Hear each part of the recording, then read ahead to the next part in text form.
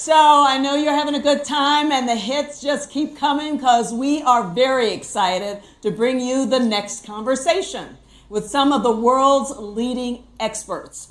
Our next guests are going to have a conversation on something that impacts us each and every day. So please help me welcome to the stage the Chief Medical Correspondent for CNN, Dr. Sanjay Gupta, the President and CEO of Morehouse School of Medicine, Dr. Valerie Montgomery Rice, Chief Science Officer and Medical Director at the Marcus Foundation, Dr. Jonathan Simmons, and returning to the stage, Mr. Michael Milken.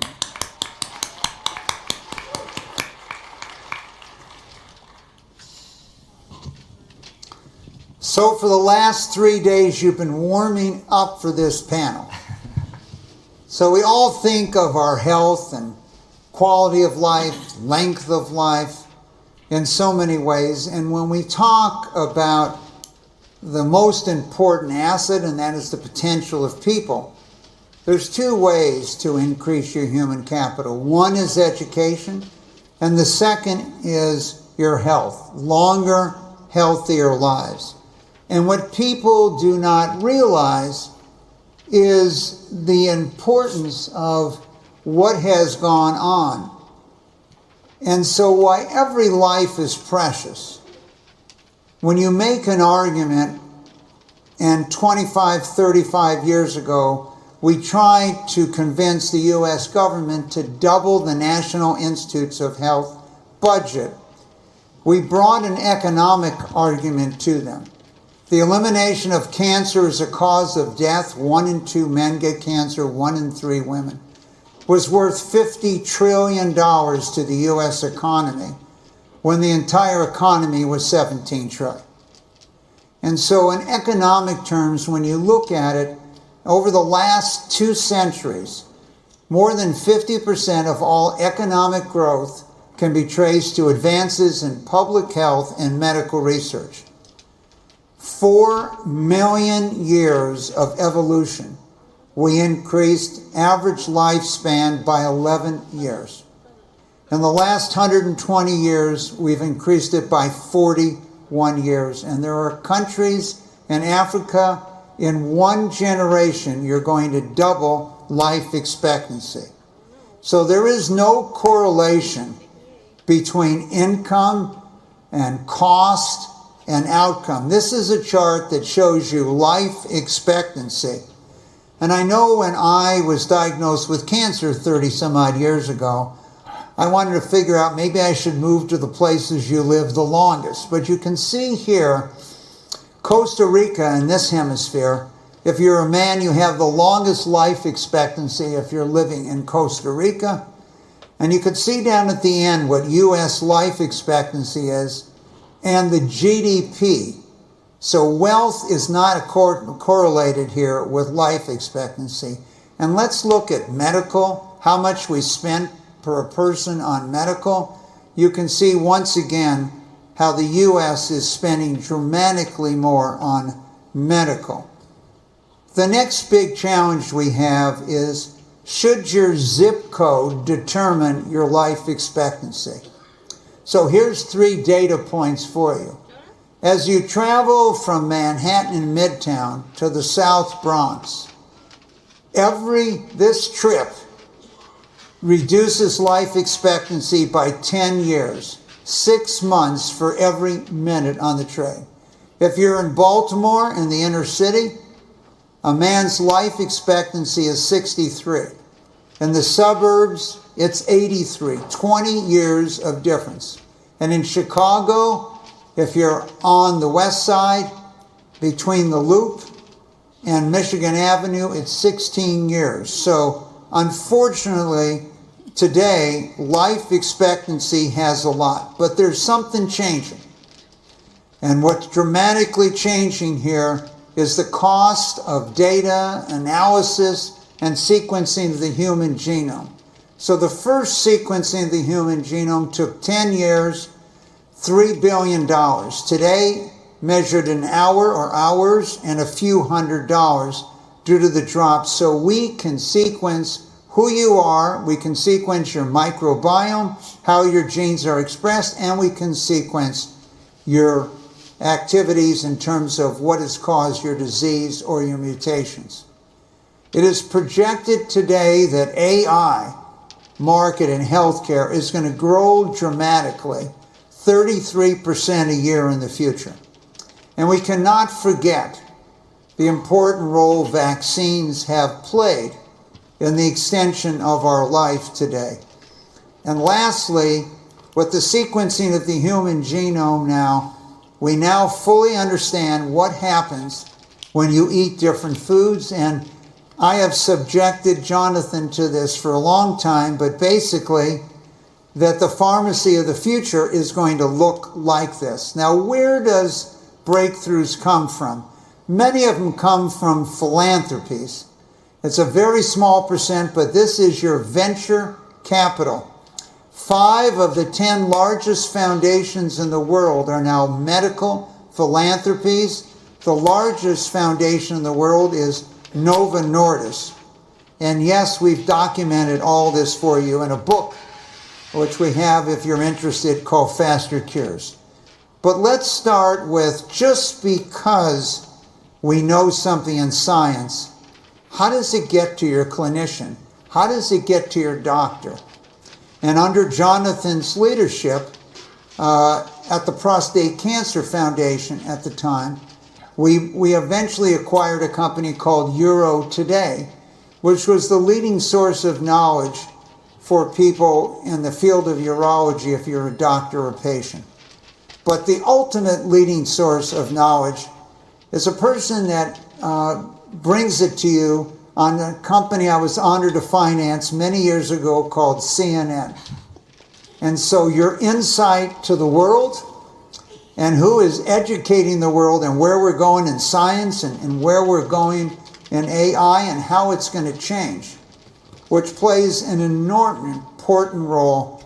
Sanjay, how do you educate the world when science is moving so fast and the use of AI, not to be scared of new technologies, to willing to accept new technologies?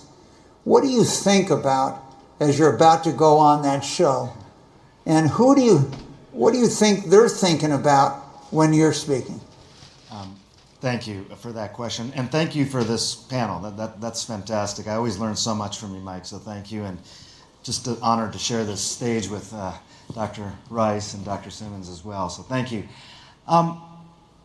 Humility, I think, is one of the things that I'm thinking about primarily when I'm about to go on television and talk about a topic. I think one thing that people sometimes forget is that medicine and public health, we live in a probabilistic world. Medicine and public health isn't a hard science in the way that 2 + 2 = 4, and I can tell you that with absolute confidence. We live in a probabilistic world, so people want to see black and white where they should rightly see gray. And I think I lean into that. Uncertainty, I think, is uncomfortable for people sometimes, but making sure that I understand something well enough to explain it. A lot of times I practice with my teenage girls ahead of time to make sure if they get it, then I feel like I'm doing a pretty good job. But I'll tell you one thing. There's a difference between, I think, information, which is plentiful, knowledge, I would put as sort of the second pillar, like actually contextualizing that information. And the third thing is wisdom. What do you do with all that? And I know you guys probably get some version of the same question whenever you see a patient, which is, okay, you've told me all the information. I'm more knowledgeable now, but what would you do if this were your mother or if this were your daughter or whoever? And I think it's a really fair question. So I always think about these things in the context of what would I do? So the thing about health, Mike, is that no one's immune from it. We're talking about Syria, we're talking about things around the world. People may feel like that's a over there sort of story. It doesn't affect me. This affects everybody. So I answer from my own vantage point as a very informed person who does a lot of homework. But you got to be humble. I mean, I will just share with you that over the last 5 years, surveys have shown that scientists and doctors have increasingly been perceived as arrogant and dogmatic. And that's heartbreaking because I don't think anybody intends to be that way, but that is the perception. Humility, I think, can be an antidote to that. Thank you. When I think about the dramatic changes today, world doesn't necessarily move at the speed it could. Many years ago, we were introduced to minimally invasive surgery. And the number one cancer that affects African American men is prostate cancer. They have 100% higher incidence and even a higher death rate than any other group in the world. And the number one surgery was a prostatectomy. But when you went to a cancer center, who was ahead of urology and oncology? It was normally a surgeon. Now you're talking to a surgeon who's had a career, and now they might be obsolete here by minimally invasive surgery. And they were able to delay almost 10 years in this country the onset, because they said, well, how do we know the results 10 years from now are going to be the same? So you're in the hospital overnight rather than maybe for a week, less trauma, less blood, less problems. But technology was putting their careers at risk from that standpoint. So Dr. Rice, as the president and the first woman president and CEO of Morehouse School of Medicine,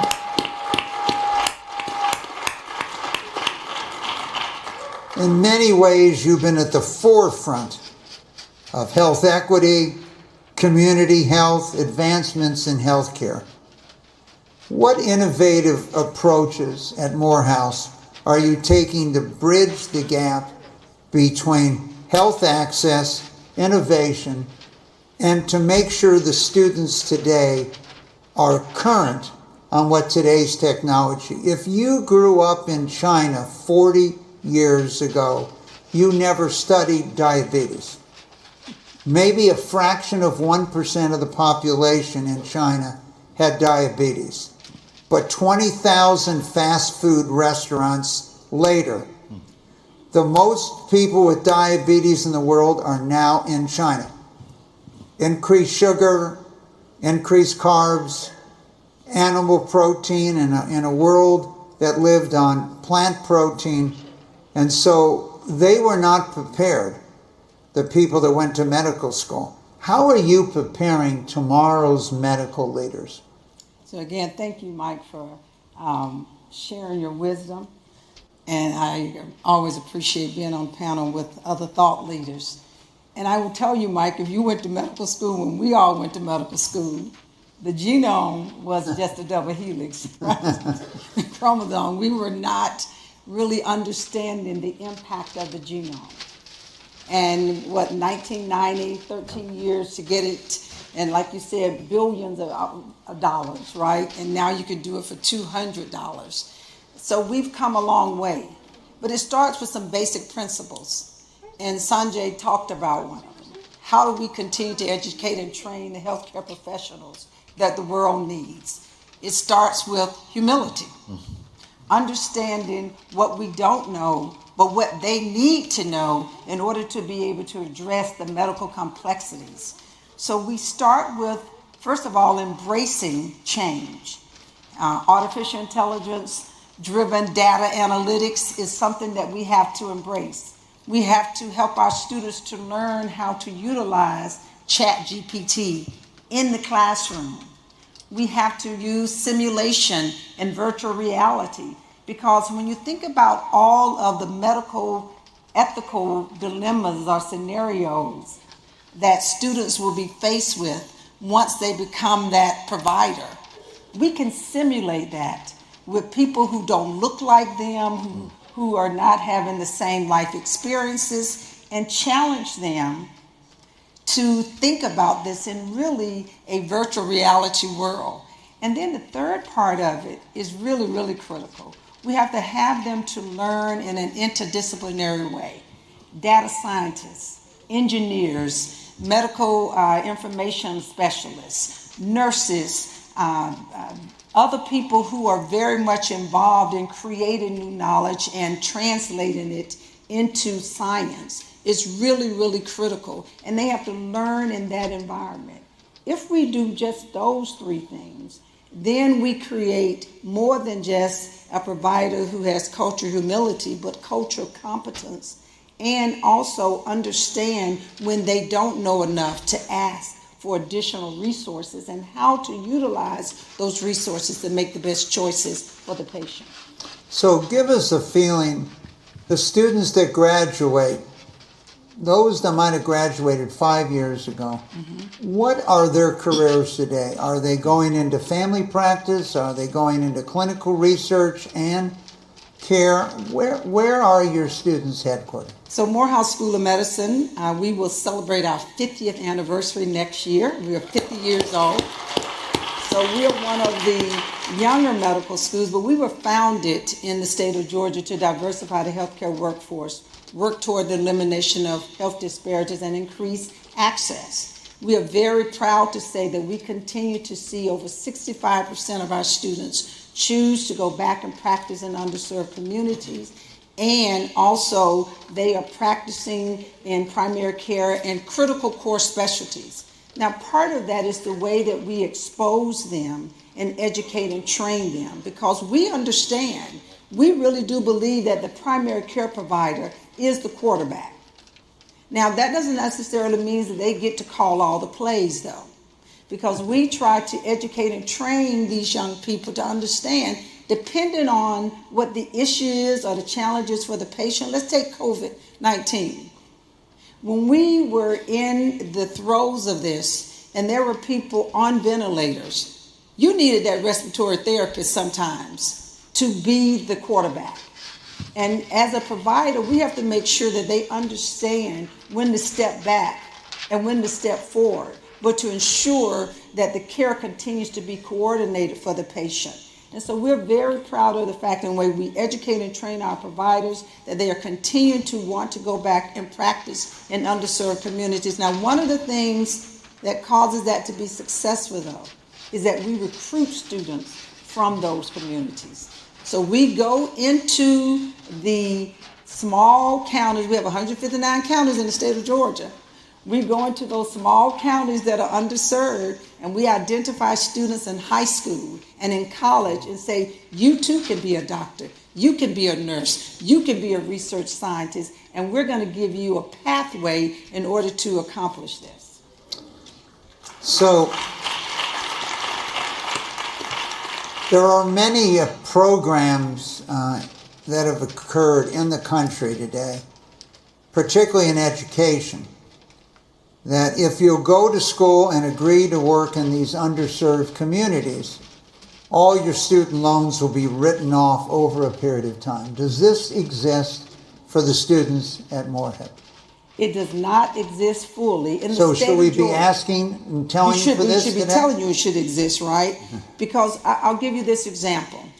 About 8 years ago, under Governor Dill, we were able to receive $35 million of unrestricted dollars. We took $5 million of those dollars, and we looked at our residents who were graduating, and we said, if you go back and practice in an underserved community after you finish residency, we'll forgive $50,000 per year of your loans. We only had enough money to do so many, and we could give people $100,000. And we sent the money to the Department of Education and paid down their loans. So they didn't get it in their pockets. So we know that it was going to have its impact. When we look back now at that program, and we look 4 years after those persons received those dollars, we have a 93% retention rate. Those people stayed in those communities to practice. So we know that these type of programs work. It is a matter of investment. And believe me, there's no company that is going to open up their business or retain their employees to work at the highest level of productivity if they don't have health care and access to health care. That is so true. So Jonathan, I met you just a few years ago, 1993. You were a young, promising researcher, clinician at Johns Hopkins. and you announced you're going to go into the field of prostate cancer research, and people told you it would be career suicide. Luckily, I met you and told you it was the best decision you ever made in your life. You left Hopkins, came... After marrying Plum. Excuse me, after marrying Plum, the second best decision. You came here, you built the first real cancer center here at Emory. You were the first head of it. You led the Prostate Cancer Foundation worldwide for 14 years, even though you only promised to give me 5 initially from that standpoint. And today you run the medical philanthropies for Bernie Marcus, an individual that's made so much of a difference in this community today.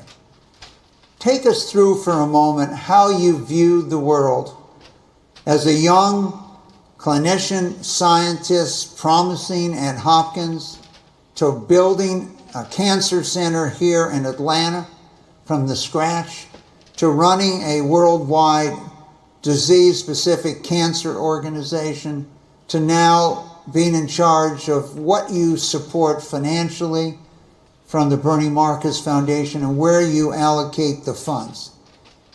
4 different stops along the way. You're just a couple days older than you were when we first met. What was your perspective? If you could quickly, let's talk about these 4 points in your life. So in 1992, I knew I wanted to be a doctor scientist that worked on cancer and ended death and suffering from the cancer that struck down my high school baseball coach. There was no PSA test. So I dedicated my life to being a doctor scientist. Michael Milken was diagnosed, became like Eleanor Roosevelt for the March of Dimes, or what Michael J. Fox, learning from Mike, did for Parkinson's, which is make a major disease something to talk about and bring the whole community together. And that, you've heard about human capital, so some of my ideas actually got funded. And because I had bright young people at Hopkins, we made some progress in the field. But that was literally before the internet. And the Johns Hopkins faculty voted down email the first year because your email address was like 19 letters. So the Genome Project, the whole idea that we can see for major diseases with the genome a future where there's precision medicine, that the right patient gets the right treatment at the right time. And Dr. Gupta has done this incredible job of democratizing knowledge about this. Coming to Georgia, being recruited here to start a cancer center was a natural extension of wanting to make precision medicine a part of cancer care in the state of Georgia, where it was very fragmented. And then, obviously, to run the world's leading foundation in driving science for patients in prostate cancer in my area was an enormous opportunity. But I'd say it's all summarized in this book, and this was not prepared. Or he didn't know I was going to say it. The story really is very simple. This is a decade where we could reduce enormously death, suffering, improve access if we embraced, which this book's about, I think my whole career has been about, which is ultimately precision health span, using all the science, all the medical knowledge, so the right patient gets the right treatment or gets the right prevention and gets the right access at all times. That's what I would say the entire journey is about. It's really about delivering on the promise of the enormity of our science and embracing, to the points that have been made earlier, that all physicians in the future have to be lifelong learners, all nurses have to be lifelong learners, our patients and families have to become lifelong learners, because all medical information doubled every 50 years. In 1950, this is called Coffey's Law. All the information in medicine, every disease, is doubling now every 11 months. Everything that's known about every disease, there's twice as much information. And short of embracing basically a whole new kind of learning system, for every patient using actually artificial intelligence, machine learning. That's really going to be the way forward to democratize all the promise of science. I think it's really interesting when you think about what is going to drive the future of health, sort of bouncing off what you're saying. I feel like the medical establishment is sort of inherently risk averse to things, and maybe for good reason. I mean, talking about people's well-being, you're not talking about Twitter, you're talking about taking care of patients. So I think how you look at technology and how we evolve, I think, is a little bit different. But also, it's very interesting when you look at AI in particular and sort of try and predict the impact that it'll have. There's not a lot of metaphors for it. No. But if you look at other medical technologies, like if you take a look at something like mammography, so since we're talking about cancer, mammography became sort of widespread adopted sort of in the mid-1970s, 1975-ish. Before that, there was a disparity in mortality between black women and white women. But when I look it up, it was around 7%. That's right. So it was there, but it was around 7%. You introduce widespread mammography, and overall cancer mortality comes down, and the disparities go up. So it's closer to 38% right now. And I think it's just a note. That was mammography, but anytime you introduce a new technology, if bias exists in our society, then things like AI can turbocharge that bias. And I think we just have to be, I think it's part of the reason we're a little bit risk averse. Mike, you talked about the Da Vinci. I think you were making a comment that maybe that should have been adopted sooner and more rapidly, and I can understand your perspective on that. I think that if you're dealing with an inherently risk-averse environment, you can start to understand why some of these technologies get adopted more slowly. Not that they don't get adopted. Right. I mean, we weren't emailing patients that long ago, but now, we slowly adopt these things. Let's, over the years, I did a lot of Larry King shows on different subjects, including health. And Jonathan, you remember it was 95, and we wanted to change the paradigm of cancer treatments, etc. And so I had Lee Hood, and I had another doctor, and Larry told me, we need to bring a public figure, because the public often will trust the public figure more than they'll trust the world's leading doctors. So we brought General Schwarzkopf onto the show. And we were trying to get 3,000 families who had had 2 people in the family with prostate cancer just to come so we could study the families. And it had taken Johns Hopkins 12 years to get 800 families. So we had told Johns Hopkins, we're going to try this amazing new technology, television, and see if we can be more successful. And we received those 3,000 families within 1 week. 12 years to 1 week. And this is obviously before where we are with online today. And it was interesting, many people called in and said they were reporting for duty because of General Schwarzkopf. Maybe the best example I could ever give you occurred in polio. So here we're at the Centers of Disease Control in this city, and the polio vaccine was approved 3 years to 4 years after polio was declared an epidemic, but only 1% of teenagers had got vaccinated because they were concerned whether it was safe or not. And so Elvis Presley went on television on the Ed Sullivan Show at the time, got vaccinated, and 80% of all teenagers were vaccinated for the polio vaccine within 6 months. Now we have a couple panelists here that were vaccinated on television. Could you please recognize yourself and talk to us? Why did you do it? What was your experience? I think I made you do it. Dr. Rice, why don't you So I start? get this call from Sanjay, and he says that we really have to deal with this stigma. I said I'm dealing with it as much as we can. We're doing drive-bys, we're doing all these type of things at the school, and he says, would you be willing to get the vaccine on television? And we both paused because we would be jumping the line. We're not as young as we look, but we're definitely not as old as we look also.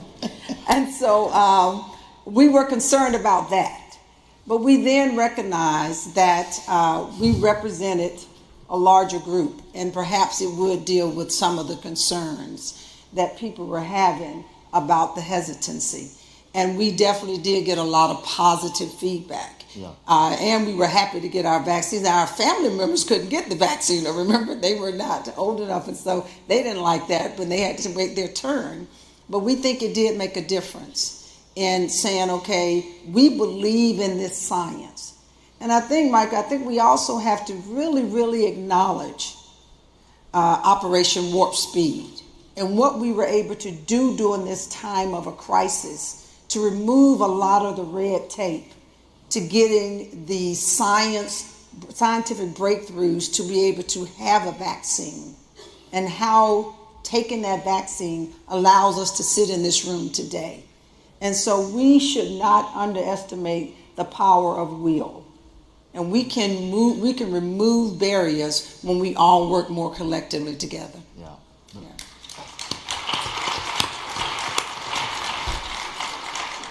So there are many new technologies available, but I just want to come back since we're talking about the future. So if you visited Earth from Mars and you only had a tricorder, so now you can sequence your genome. 2, we can sequence your microbiome now. How are your genes going to be expressed? And the fact as you change what you eat, your gut, your drink and stuff, it is starting to change how your genes are expressed. And so we now see, as I mentioned to you in China, the minute we change their diet, they change their diet, a dramatic increase in hormone cancers, dramatic increase in diabetes. And lastly, we can sequence your mutation, so you're not being treated for breast cancer, you're being treated for your breast cancer, and then AI is matching these things up. But new technologies are viewed differently by different people. They're always skeptical. Today, I'm on the board of the Focus Ultrasound. Now, I'm old enough to be part of the Star Trek generation, not Star Wars generation. And they had a doctor named Bones. And he never operated. He just put this little device on your body and it zoomed back and forth and you were well at the time. Well, today, Focus Ultrasound, the potential for non-invasive surgery in a field that you're very knowledgeable of. And I know you did a special on CNN with my college buddy, Neil Cassell, who founded it. How did you see this as a neurosurgeon and this new technology, since the first applications were first in your brain for tremors? How do you see that, and how do you explain that, boy, you might have a technology of surgery that's sound waves and there's no cutting of your body? It's remarkable. I mean, it is the manifestation, I think, of the science fiction shows you were watching as a kid. By the way, Neil told me that he tried to take you into the operating room once, and did you actually go in? Yeah, we had this deal. I went to see him operate on monkeys at the University of Pennsylvania in their brain, and I fainted in the operating room watching this operation. Ever since then, I periodically send him mathematical models to pay him back. Yes, that is true. Maybe one of the first individuals to faint in an operating room. Had you not fainted, you'd be a surgeon probably today, and the world would be very different. No, but let me just say, I think these types of technologies, the idea of using sound energy to manipulate the brain, in some ways. It's pretty remarkable. I think for a long time it was a pipe dream, but because they're able to not only really direct the sound energy to specific areas of the brain, but also image it real time using MRI scans, we can now do, without any kind of incision on the head, the same sorts of things that you normally do with a deep brain stimulator. And it works. I mean, they have evidence now. It's FDA approved for essential tremor, for certain types of movement disorders. Study just came out looking at the use of it for prostate cancer as a first-line therapy, not as a salvage treatment. So it's really interesting, and I think the idea that we can find energy in our environment and then use that energy to make these changes in the body it's very inspiring. I will say that, again, and I as a journalist, I always got to be the skeptic to some extent here. I always got to ask the additional questions. So I'll give you an example, Mike. When you do deep brain stimulation, you're putting a stimulator in the brain that you can turn on, you can turn off, you can turn down, you can turn up, you can modulate.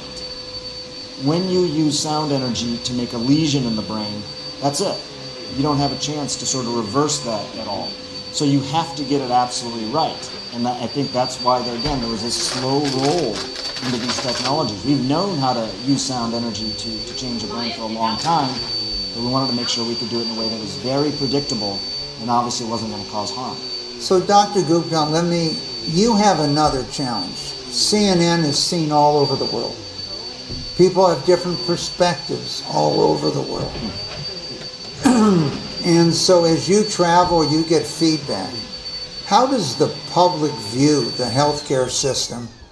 How is it evolving?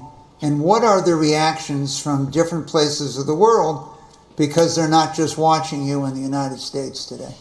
That is a very important question. It's a challenging question to answer because it is a very heterogeneous sort of look at healthcare. If you look, obviously, we had as Dr. Rice knows better than anybody, we had a terrible tragedy this past week with regards to what happened with the United Health executive. I think what has surprised, a lot of people has been the response to this, somewhat vitriolic response to basically say this was a manifestation of a healthcare insurance industry gone awry.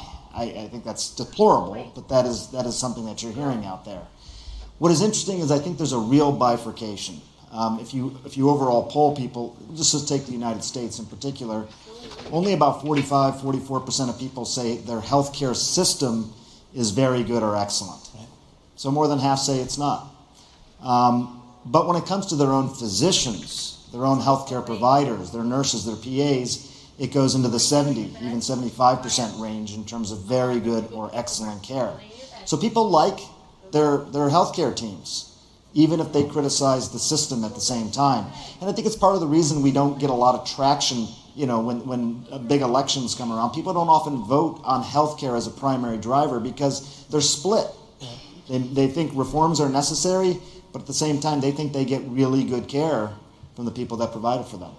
Dr. Rice, a lot of the students coming in are very comfortable with technology. Mm-hmm. If I have a problem, I can talk to my grandchildren, tell me how to solve the problem. Mm-hmm. So the students might be more used to technology today. What about your professors? What about your staff? Mm-hmm. How are they adapting to these dramatic changes? They are very, very receptive to retraining and uptraining. I have always been surprised. I think about when we went from, the Kodachrome slide to PowerPoint. That was a big jump for all of us, right? Yes. They are embracing it. And they are partnering with the students to make sure that they are not missing out on the technological advances of how they should be using all of social media, even TikTok, in the classroom as part of the learning tool. And we have them on our curriculum redevelopment communities, or as we are refining our curriculum. We have the students there having their voice because they are such different learners than what we are. And we have to embrace that. And so I appreciate all of the great faculty who've been great professors using the same textbook for the last 20-some years that nobody actually has a paper textbook now, and now they are having to be responsive to the students' needs, and we're not teaching in the classroom like we used to. I mean, every class is already filmed, etc., and so it is really case-based learning and interactive sessions and simulation and virtual reality, trying to address the complexities that we face as we try to take care of the public.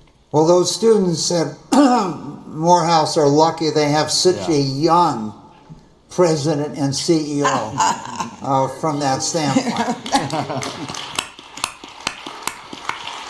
So, in closing, Jonathan, you are now at a place where you are passing out funds, not requesting. Well, I'm investing.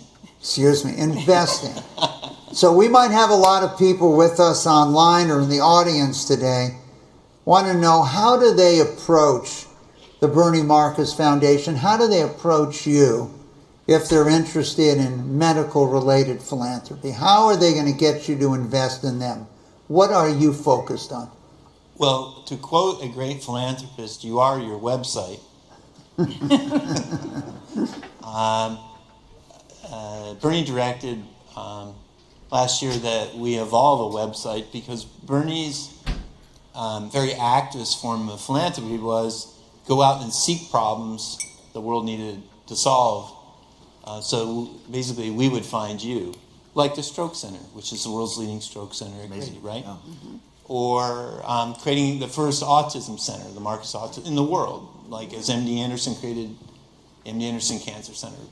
So you can go to marcusfoundation.org and you can drop off an idea.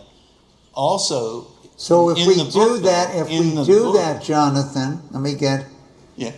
How do you read those ideas when they come in? Yes. Okay, and good. Actually, we're using a large language model developed by two biomedical engineers at Georgia Tech. That's Go right. Jackets. Go Jackets. To read every one of them and lift up what everyone on this stage understands. Like keyword in medicine, we have a shorthand called. We have keywords for things like coronary artery disease or ischemic injury. So we are actually taking this and basically sorting it into the four areas where Bernie's legacy is going to be made in medical philanthropy. One is basically drugging the undruggable in cancer, making entirely new kinds of medicines for cancers that become advanced that we can't cure. So there's cancer. Stem cells, or how to basically regenerative medicine. That's area 2 that's focused. Area 3 is autism, reducing the number of children who are severely autistic and actually developing precision treatments. And of course, last and very dear to Bernie's heart is ending really death and suffering from stroke. And in 2 of those areas at Georgia Tech with the Stem Cell Center, and at Grady and Emory and Morehouse with the Stroke Center, Atlanta really leads the world in these areas, although we're looking nationally. But the handbook for the foundation actually Mike wrote, which Bernie's made everyone read in the foundation after it came out. Thank you, and I want to thank our panelists to take us to the future of healthcare. Thank you for joining us.